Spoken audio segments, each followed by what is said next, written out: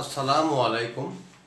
পল্লবী মহিলা ডিগ্রি কলেজে আয়োজিত অনলাইন ক্লাসে সকল ছাত্রীদেরকে স্বাগত। সর্বপ্রথম আমি ধন্যবাদ জানাচ্ছি মহান আল্লাহ তাআলাকে, যিনি এই করোনা মহামারীর সময় আমাদের সুস্থ সবল রেখেছেন। আমি আরও ধন্যবাদ জানাচ্ছি আমাদের অধ্যক্ষ মহোদয়, উপাধ্যক্ষ মহোদয় এবং অনলাইন ক্লাসের সাথে সংযুক্ত সকল শিক্ষক মণ্ডলী ও ছাত্রছাত্রীবৃন্দ। সকলকে আমার শুভেচ্ছা জানিয়ে আমি আমার ক্লাস শুরু করছি আজকের মতো। আজকে আমি মূলধন বাজেটিংয়ের অত্যন্ত গুরুত্বপূর্ণ একটা বোর্ড কোশ্চেন, অনার্সের বোর্ড কোশ্চেন নিয়ে আলোচনা করব তোমাদের। তো বোর্ড কোশ্চেনটা জাতীয় বিশ্ববিদ্যালয় 2008 সালে এই কোশ্চেনটা এসেছিল, তাই তোমাদের খুবই গুরুত্বপূর্ণ একটা বিষয়। এখন তোমাদের অসংখ্য ধন্যবাদ যে তোমরা আমাদের এই ফেসবুক ক্লাসগুলোতে তোমরা যুক্ত আছো। তোমাদের বুঝতে যদি কখনো কোনো অসুবিধা হয় তাহলে অবশ্যই মেসেঞ্জারে ইনবক্সে অথবা কমেন্টস বক্সে কমেন্ট করে তোমাদের সমস্যার কথা আমাদের জানাবে।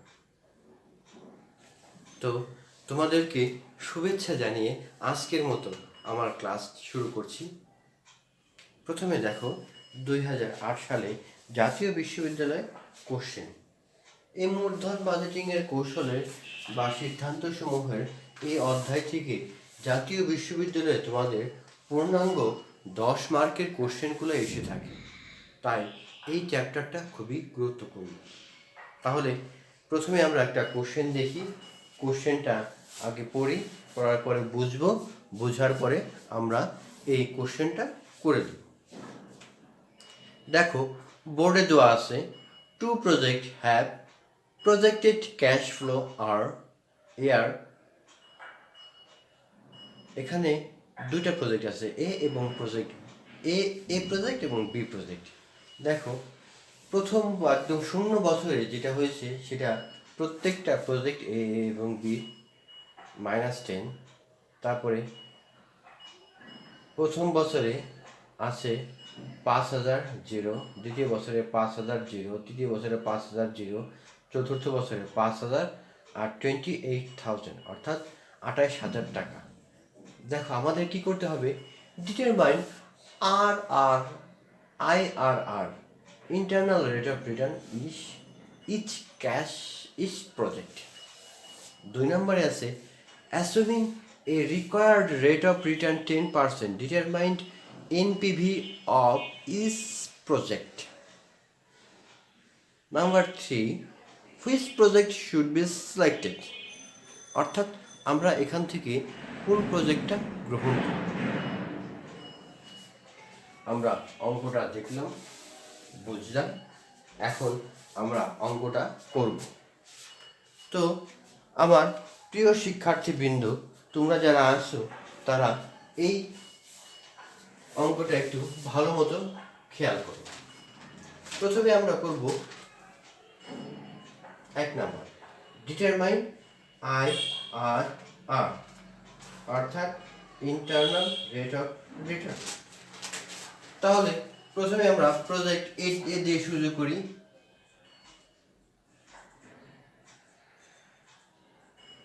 প্রজেক্ট এ আমরা জানি IRR সমান অর্থাৎ ইন্টারনাল রেট অফ রিটার্নের যে সূত্রটা ছিল সেটা আগের ক্লাসে আমি ভালো মতো বুঝিয়ে দিয়েছি, তোমরা অবশ্যই ভালো মতো বুঝেছো।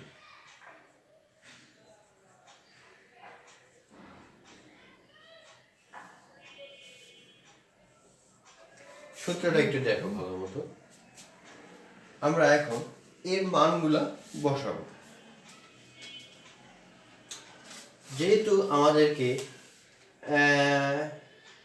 স্মলেস্ট ভ্যালু অর্থাৎ নিম্ন মান এবং উচ্চ মান যেটা আছে সেটা ধরে নিতে হয়, তাহলে আমাকে দুইটা ট্রায়াল করতে হবে, first trial, second trial.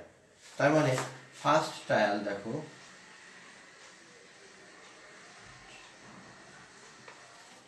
First trial rate কত ধরবো আমরা? 35% ধরে নিলাম। এটা ধরে নিতে হয়, তোমাদের আগের ক্লাসে তোমরা দেখেছো। তাহলে PVIFA present value annuity rate at the rate of 35% for year সমান আসে, এটার মান আসে 1.9966। কীভাবে বের করতে হয় আমি আগের ক্লাসেও দেখিয়ে দিয়েছি। তাহলে এনপিভি সমান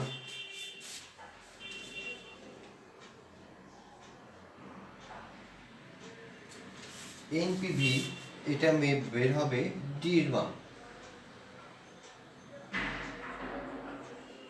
সমান CAAT পূরণ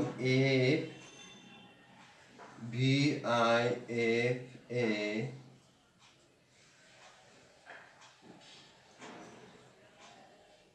minus PV of NCO। আমরা এই CFAT ক্যাশ ফ্লো আউটফ্লো, যেটা দুইটারে দেওয়া আছে মাইনাস 10,000 বা sorry cash flow outflow project এর দেওয়া আছে কত দেখো 5,000 করে। তার মানে আমরা এটা 5,000ই লিখব, 5,000 কনস্ট্যান্ট। এখানে এই মানটার সাথে গুণ করতে হবে 19966 minus PV of NCO. PV of NCO দেখো নেট ক্যাশ আউটলে যেটা দেওয়া আছে 10,000 টাকা,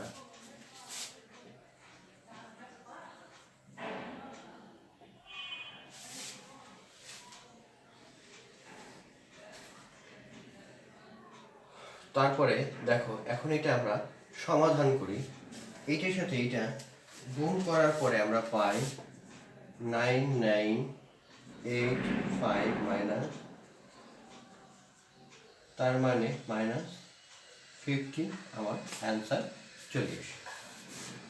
তোমরা আরেকটু ভালো করে দেখো।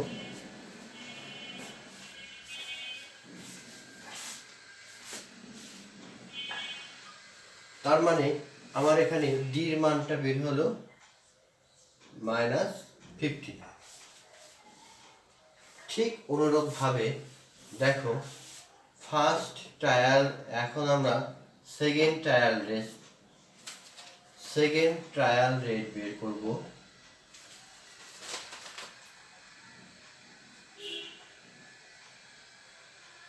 ট্রায়াল রেট আগেরটা আমরা ধরেছিলাম 35%, এখন আমরা 34% ধরে নিলাম।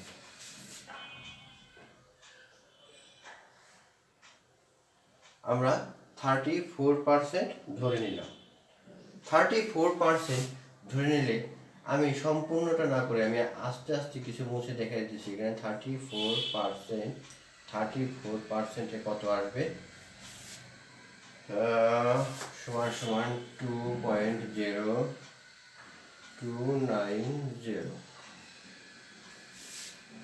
কি হলো? 34%।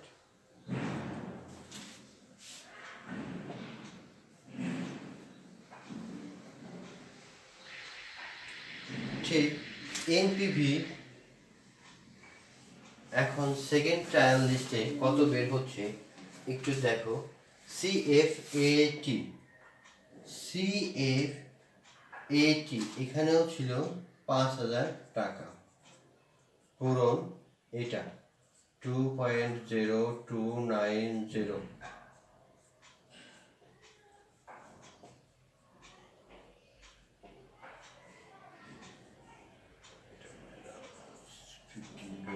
আমি লিখে রাখলাম। এখন এইটার সাথে এটা গুণ করার পরে আমরা যে মানটা পাবো সেটা হলো 10,145 মাইনাস 1,2,145। ফার্স্ট ট্রায়াল লিস্টে আমরা পেয়েছিলাম -15, সেকেন্ড ট্রায়াল লিস্টে পেলাম 145, অর্থাৎ 145 আমরা পেয়েছি সেকেন্ড ট্রায়াল লিস্টে। এখন এই মানগুলা আমরা এখন এখানে বসাবো। তাহলে লোয়েস্ট ভ্যালু আমাদের কত ছিল? 34%। এটা লোয়েস্ট ভ্যালু ধরে নিয়েছিলাম, তার মানে 34% প্লাস সির মান কত বের হয়েছে? সির মান, এটাই সির মান 145 মাইনাস সূত্রের মাইনাস, তাহলে ডির মানটা বেরিয়েছে -15 যোগ, এখন বির মান কত বির মান হয়েছিল হাইস্টার, তার মানে কত? 35 মাইনাস 34%।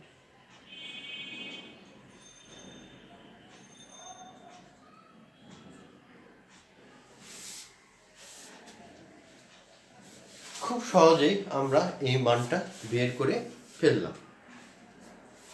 তাহলে আমরা এইগুলা ক্যালকুলেশন করার পরে পাই 34 যোগ এইটু ক্যালকুলেশন করার পরে পাই 0.91%, তার মানে 34.91% হলো প্রজেক্ট এ IRR এর মান।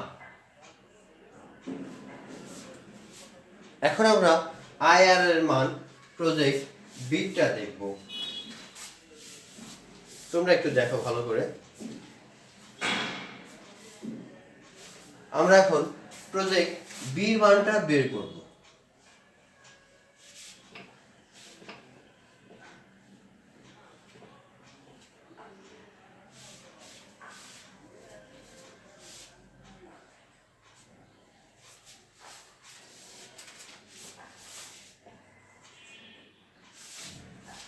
দেখো, প্রজেক্ট বির মানটা আরো সহজে আমরা বের করতে পারব। এখানে একটা ছক কাটি।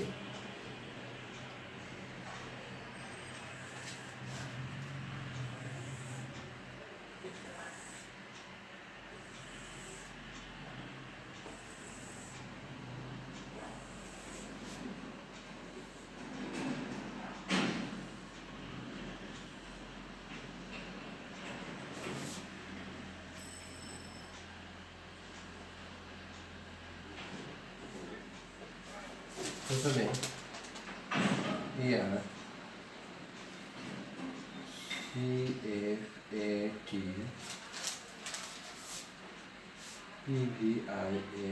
PVIFA@30%। আমরা এটা প্রথমে 30% ধরে নিলাম, তারপরে PV, তারপরে AVIFA@28% ধরে নিলাম। প্রথমে এটা 30%, পরেরটা 8, তারপরে পিভি, যে আগের অঙ্কগুলো করেছিলাম ঠিক সেই সূত্র অনুযায়ী প্রজেক্ট বি সূত্রগুলো বের করতে হবে। তার মানে 1 2 3 4। দেখো, প্রথম বছরে দেওয়া আছে 0, দ্বিতীয় এই 30%-এর মান বের হয় সমান 769, এটাও 0 হবে।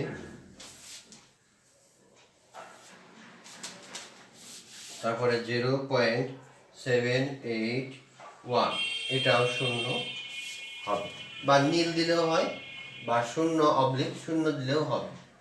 তোমরা যে যেটা ব্যবহার করতে পারো। দ্বিতীয় বছরে ঠিক একই 0 0 দ্বিতীয় বছরে, তার মানে দ্বিতীয় বছরের মানগুলো আমি একেবারে লিখে দিতেছি।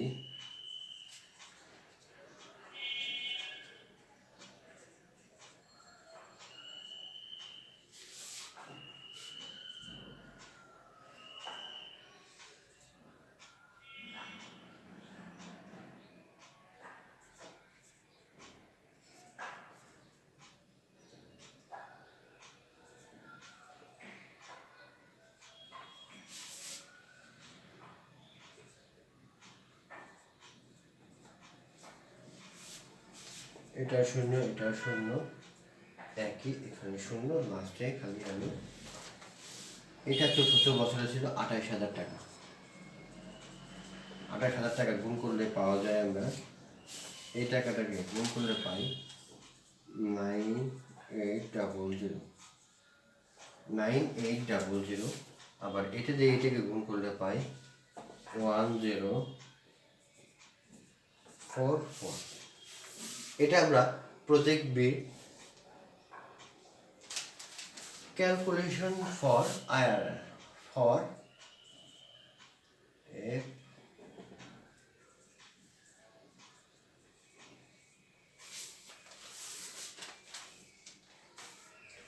দেখো, তোমরা একটু ভালো করে দেখো। এখন আমি আইআরআর এর সূত্রে চলে যাব।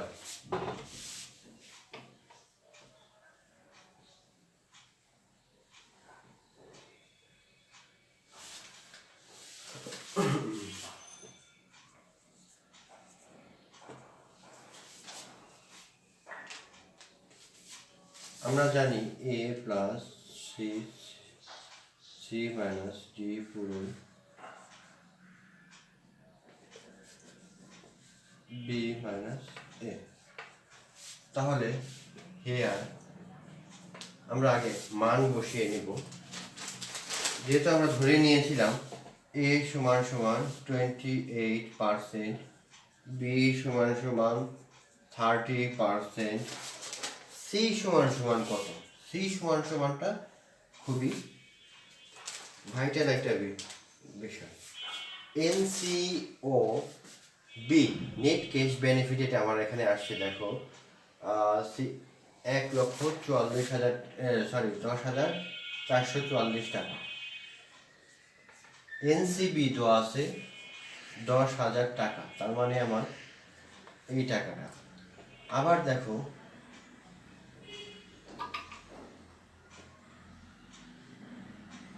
ডির মানে তো আছে কত, এখানে পাবো হলো 9800 মাইনাস 1 2 সমান সমান 200 টাকা। তাহলে খুব সহজেই আমরা এখন মান বসিয়ে ফেললাম।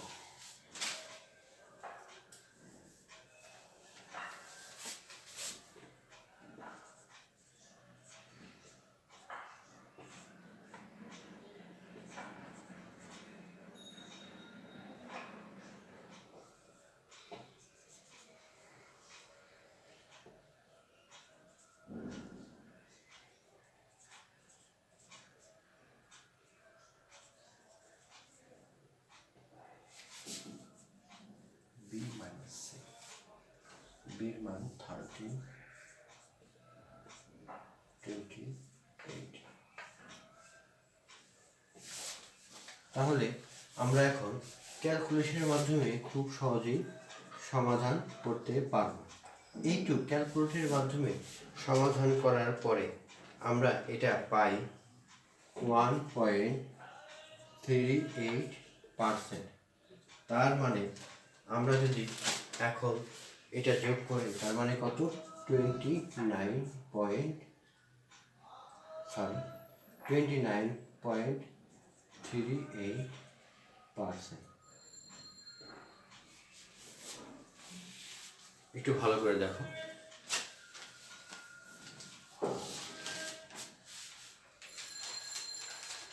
আমি প্রথম ক্লাসে তোমাদেরকে বলে দিয়েছিলাম, দেখো এখন একটু 3 নাম্বারটা দেখো, which project should be selected, মানে কোন প্রজেক্টটা সিলেক্ট করবে।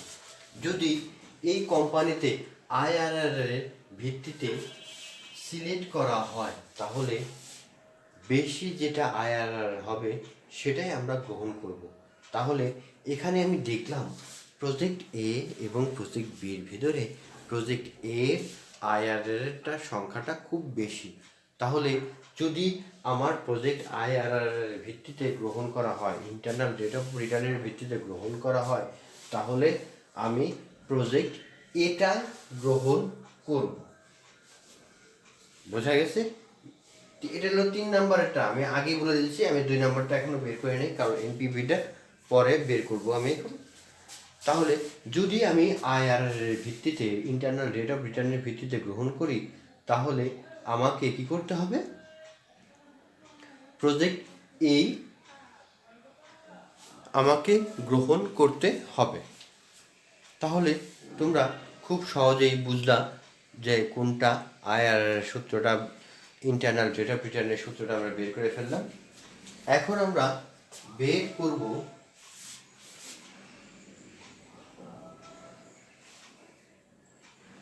দুই নাম্বার কোশ্চেনের answer. Assuming a required rate of return 10% determined NPV of each cash project, অর্থাৎ প্রত্যেক ক্যাশ প্রজেক্ট থেকে এনপিভি 10% যদি দেওয়া থাকে, তাহলে এটা বের করো।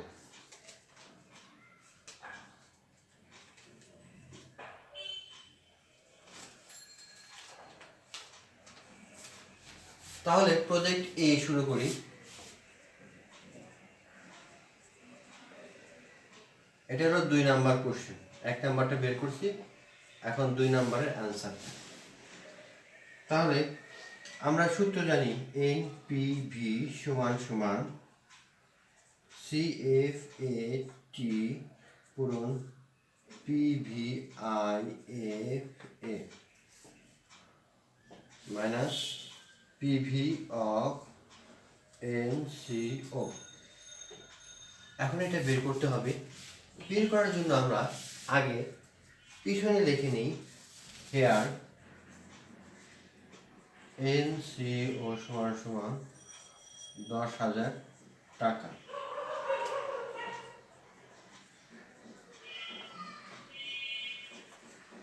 ক্যাশ ফ্লো 5,000 টাকা আছে।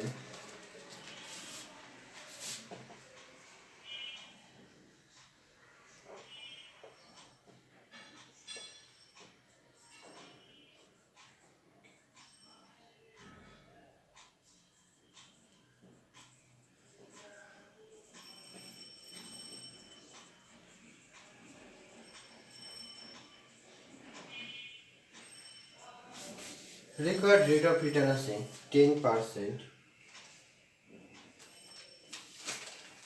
আরেকটা মান যেটা আমি আগেই শিখিয়ে দিয়েছিলাম, APIFA@10% for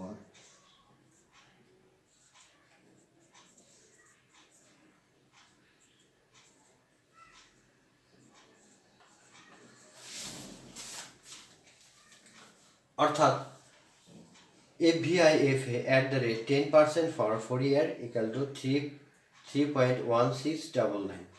তাহলে CF80 5,000 পূরণ 31699 মাইনাস এনসিও, এটা দেওয়া আছে 10,000 টাকা। এটা গুণ করলে আমরা পাই 15,850 মাইনাস 10,000 টাকা, 5850। অর্থাৎ প্রজেক্ট এর 5,850 টাকা এনপিভি বের হয়েছে। এটা কি প্রজেক্ট এ। তোমরা একটু ভালো করে দেখো, 2 নাম্বার কোশ্চেনের প্রজেক্ট এর মান বের হলো কত? 5,850 টাকা। এখন আমি প্রজেক্ট বিটা বের করব।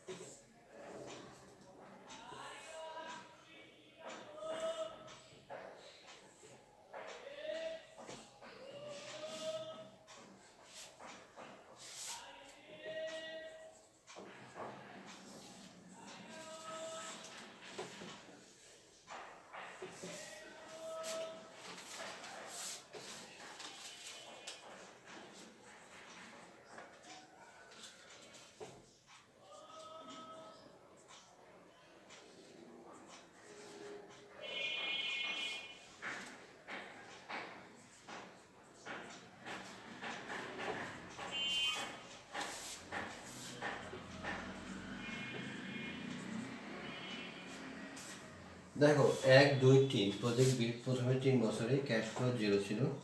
তার মানে আমার এটা তোমরা দিয়ে দিলেও ভালো, না দিলেও হয়। আমি তোমাদের বুঝার্থে দিয়ে দিচ্ছি। এটা মানটা কীভাবে বের করতে হয় তোমরা জানো।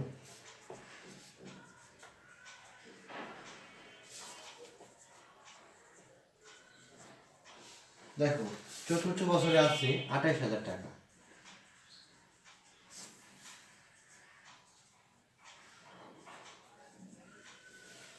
তাহলে এটা আসে 19,000।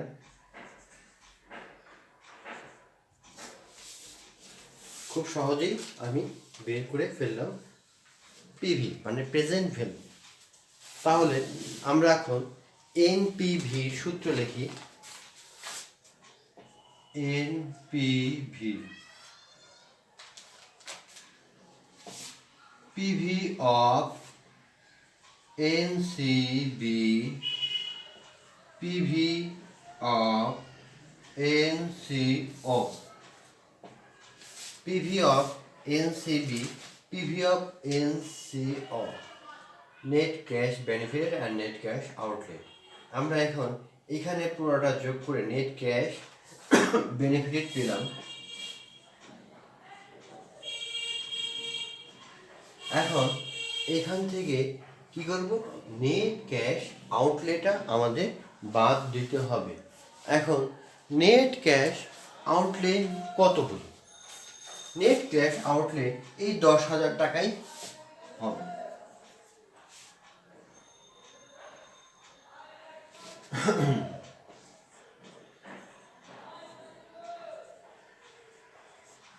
অর্থাৎ প্রজেক্ট বির আমার এনপিভি নেট প্রেজেন্ট ভ্যালু হয়েছে 9,124 টাকা। দেখো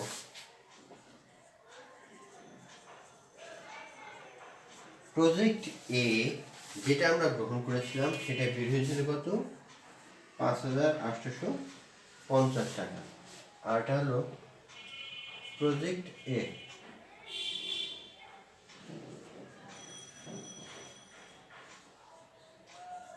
প্রজেক্ট বিতে দেখো, বের হলো কত? 9124। আমি তোমাদেরকে প্রথম ক্লাসে বলেছিলাম যে এনপিভিটা সবচেয়ে বড় থাকবে সেই প্রজেক্টটাই আমরা গ্রহণ করব বর্জনশীল পদ্ধতিতে। গ্রহণ ও বর্জনশীল পদ্ধতি যেটা ছিল সেটার ভিত্তিতে, সেটার আলোকে। তাহলে আমরা খুব সহজেই পেলাম। এখন এখানে প্রজেক্ট এতে দেখা যাচ্ছে 5,850 টাকা এবং প্রজেক্ট বিতে দেখা যাচ্ছে 9,124 টাকা। তার মানে আমরা প্রজেক্ট বি 9,124 টাকা এটা গ্রহণ করব। যদি 3 নম্বরে which project should be selected, যদি এটা এনপিভির ভিত্তিতে ধরা হয় তাহলে আমরা প্রজেক্ট বি গ্রহণ করব। আর যদি আইআরআর এর ভিত্তিতে ধরা হয় তাহলে আমরা প্রজেক্ট এটাই গ্রহণ করব। আরেকটু দেখো তোমরা,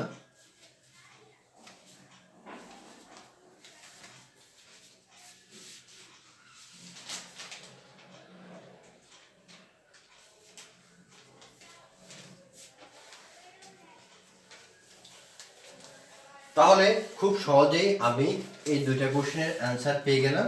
3 number which project should be selected, এটা কিন্তু তোমরা অলরেডি বুঝে গেছো যে কোনটা গ্রহণ করব। এখানে তোমাদের কমার্স তোমরা খাতার মধ্যে লিখবা এইভাবে, যদি আইআর এর ভিত্তিতে আমরা প্রজেক্ট গ্রহণ করি তাহলে প্রজেক্ট এ গ্রহণ করব। আবার যদি এনপিভির ভিত্তিতে প্রজেক্টটা গ্রহণ করি তাহলে আমরা প্রজেক্ট বি গ্রহণ করব।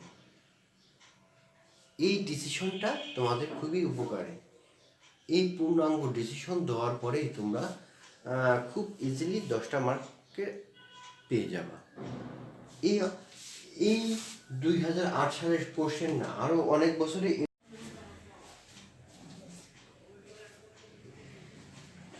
তো 2008-এর কোশ্চেন সহ আরও অনেকবার এই কোশ্চেনগুলো এই টাইপের কোশ্চেনগুলো এসে থাকে।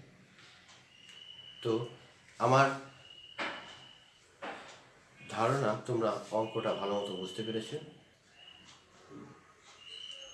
এই করোনা মহামারীর সময় আল্লাহ যেন তোমাদের সবাইকে সুস্থ রাখে, সবল রাখে, এই কামনা করি। আমি তোমাদের জন্য দোয়া করি, তোমরা আমার জন্য দোয়া করো। সকলকে সুস্থ এবং সবল রাখো, এই কামনাই করি। আমি আমাদের সুস্থ রাখার জন্য মহান আল্লাহ তাআলাকে অশেষ ধন্যবাদ জানাচ্ছি। আমি আরও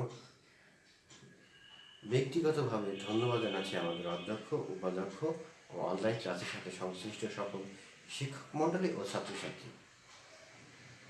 তোমরা সবাই স্বাস্থ্যবিধি মেনে চলবা, বাসায় থাকো, সুস্থ থাকো। তোমাদেরকে অশেষ ধন্যবাদ জানিয়ে আজকের মতো আমার ক্লাস এখানেই শেষ করছি। সবাই সুস্থ থেকো, সুন্দর দেখো। খুদা হাফেজ, আল্লাহ হাফেজ। পরবর্তী ক্লাসে আবার দেখা হবে তোমাদের সাথে। সবাই ভালো থেকো, আল্লাহ হাফেজ।